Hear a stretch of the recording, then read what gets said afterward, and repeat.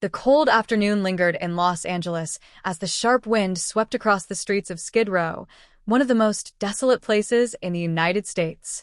Barron Trump sat in the back seat of his luxury car, lost in thought, until something caught his attention amidst the dirty sidewalks, makeshift tents, and faces marked by suffering. He noticed a woman, hunched over and wrapped in a thin, worn blanket. There was something about her that stirred a memory, an uncomfortable, almost painful feeling. He frowned, trying to understand why his heart felt tight in his chest. Life can change in an instant. Today, we live in comfort, but what about tomorrow? In 2 years, 5 years? A twist of fate can bring us from the top to rock bottom. Barron knew this, but he had never seen it so clearly until now. He turned away for a moment, trying to shake off the unease, but it wouldn't go away. Something about that woman. He couldn't ignore her. Her eyes were sunken, her skin worn with time and sadness, as if life had drained everything that once made her shine. And then, in a split second, it hit him like a thunderbolt. He knew who she was. The realization struck him like a punch to the gut. It was Mrs. Henderson, his childhood teacher, the woman who had taught him to read, who believed in him when no one else did. He blinked a few times, struggling to process the scene. How was this possible? How could someone so noble, who had dedicated her life to shaping young minds, end up here, in this urban hell? His chest tightened with a crushing weight. Something was deeply wrong with the world when people like her are abandoned and forgotten. His gaze returned to the woman, and in that moment, he knew he couldn't just walk away. The car slowed at a red light, and Barron leaned forward, his heart pounding. His mind raced, and a lump formed in his throat as he watched her struggle to keep the blanket over her shoulders, trying to escape the biting cold. Her thin fingers trembled. This wasn't right. A voice in his head urged him to keep driving, to return to the comfort of his life, but another voice, stronger and more insistent, told him he had no choice but to act. Mrs. Henderson's life had once been completely different. She lived in a simple, cozy house in Pasadena, California, and spent her days teaching. Every morning, she'd wake early, prepare a strong cup of coffee, and review her lesson plans. Her job wasn't just about teaching, it was about shaping character, instilling hope, and inspiring dreams. Then came the storm of life. First, the illness, a cruel diagnosis that forced her to leave the classroom. Then, the painful blow, her husband's sudden death. The only comfort she had left were her 2 adult children, who promised to take care of her. But those promises faded with time. She never imagined her own children would abandon her. At first, they called often, checked on her, reassured her they would figure it out. But as the months passed, the calls became less frequent, then stopped altogether. When her health worsened, she had no choice but to sell her house to cover medical expenses. She believed that at least her children would support her. But when she reached out for help, she was met with excuses and silence. Her children had their own lives. They couldn't carry that burden. Each rejection was like a dagger to the heart. That was when she realized she was truly alone, with no money, no family, and no strength to keep going. Despair consumed her. A shelter became her only option. At first, she felt ashamed, but she kept telling herself it was temporary. But life had no mercy. The shelter was hostile, filled with screams in the night, constant threats, and a daily struggle for food. She feared the darkness, but endured, until fate delivered one last blow. A fire ripped through the building, destroying everything she had left: her documents, photos of her husband, a small suitcase of clothes, all turned to ashes. That was how she ended up on Skid Row, a place where people lose even the last shred of hope. The stench of filth clung to the air, and the streets were a battleground between hunger, cold, and fear. She asked herself every day how she had ended up there. How could a respected teacher, who had shaped so many young minds, be discarded like this? The answer was too painful to accept. But the worst part wasn't the hunger, the cold, or the illness. It was the loneliness. Nights on Skid Row were an endless nightmare. The cold cut through her skin like knives, and the hard ground she slept on was covered in dirt and discarded trash. The air was thick with the stench of urine, mold, and despair. Every night brought new dangers, violent fights, desperate screams, and the terrifying sound of footsteps creeping in the dark. She began avoiding eye contact with people. At first, she tried to maintain some dignity, wearing the least tattered clothes, trying to wash up at public restrooms. But she quickly realized none of it mattered. The city had turned its back on her, and the world saw her as a problem, not a person. When she asked for help, people looked away, crossed the street, pretended she didn't exist. Being ignored hurt more than the cold. As time passed, she felt herself disappearing, fading from the world's view. She wondered if she was still someone, or just another forgotten body among the lost souls of Los Angeles. Hunger gnawed at her insides. She never imagined a day would come when she'd have to dig through trash cans for food. The first time she did it, a lump formed at her throat, and a wave of shame washed over her. But hunger was ruthless, and humiliation became routine. On rare occasions, a kind soul would offer her a piece of bread, or a volunteer would hand out meals. But those moments weren't guaranteed. There were nights when she went to bed without eating, too weak to even move, feeling her body wither away. Time stripped away more than just her strength. It took her hope, her faith, her identity. Mrs. Henderson, the teacher who had once been respected, was now invisible to the world. Even her own voice had lost its power. She barely spoke, whispering only when necessary. Her eyes, once full of knowledge and compassion, now reflected only emptiness. She didn't know how much longer she could hold on. But on that cold day, sitting on a filthy sidewalk wrapped in a thin blanket, she had no idea that a familiar face was about to change everything. Barron Trump's car stopped at a red light, but his mind was elsewhere. A cold shiver ran down his spine, and his heart pounded as he confirmed what his eyes were seeing. The woman curled up on the sidewalk, trembling in the cold, was Mrs. Henderson, his teacher, the woman who had once taught him more than just lessons from a book. She had taught him about integrity, about believing in himself, about kindness. And now there she was, reduced to a shadow of who she used to be.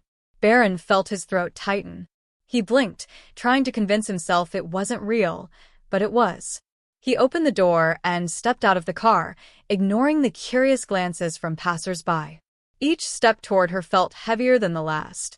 He had no idea what to say, no idea if she would even recognize him.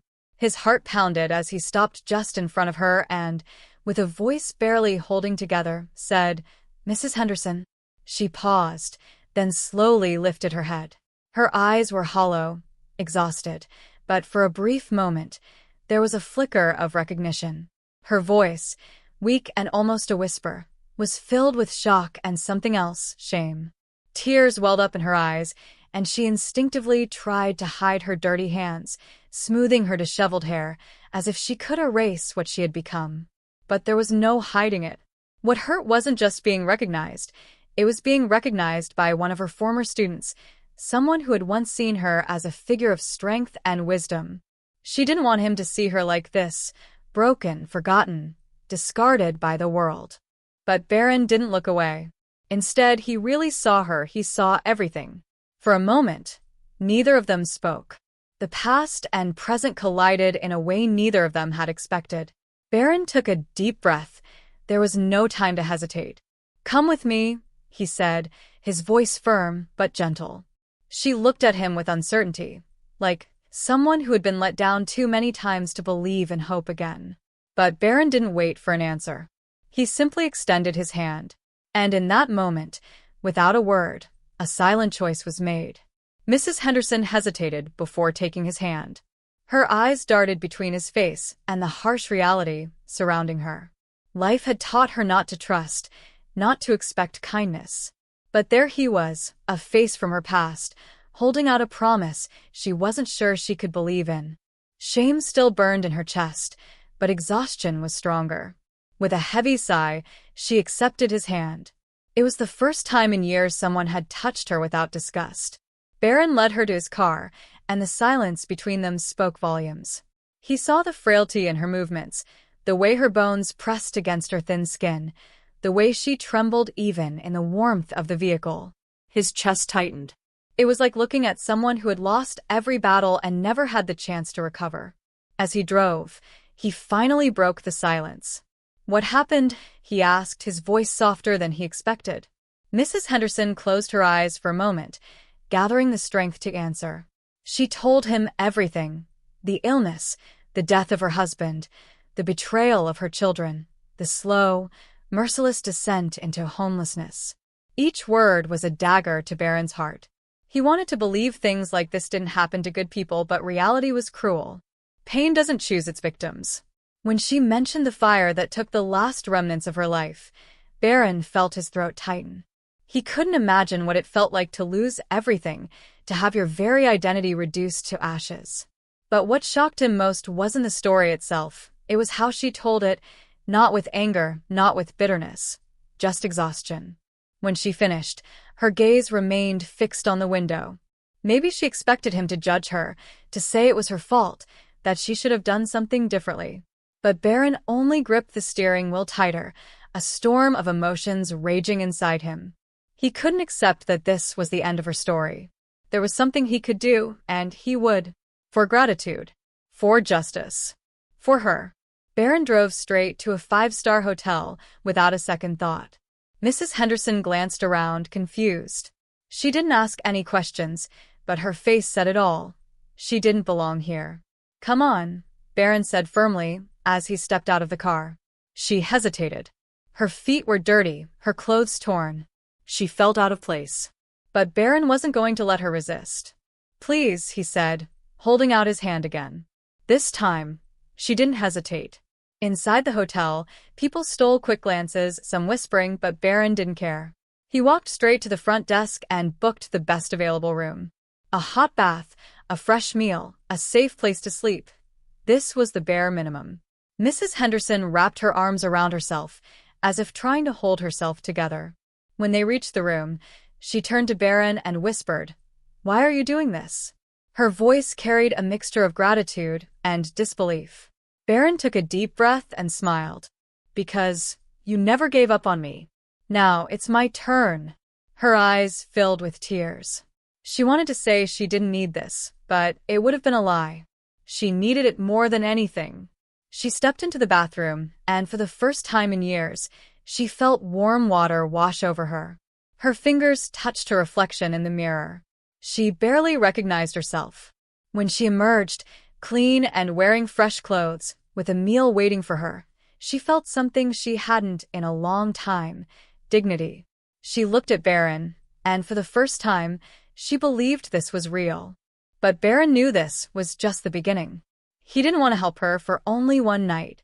He wanted to give her life back. Phone in hand, he started making calls: lawyers, doctors, social workers. He was going to ensure she had a future. But deep down, he knew the biggest change wasn't just happening to her.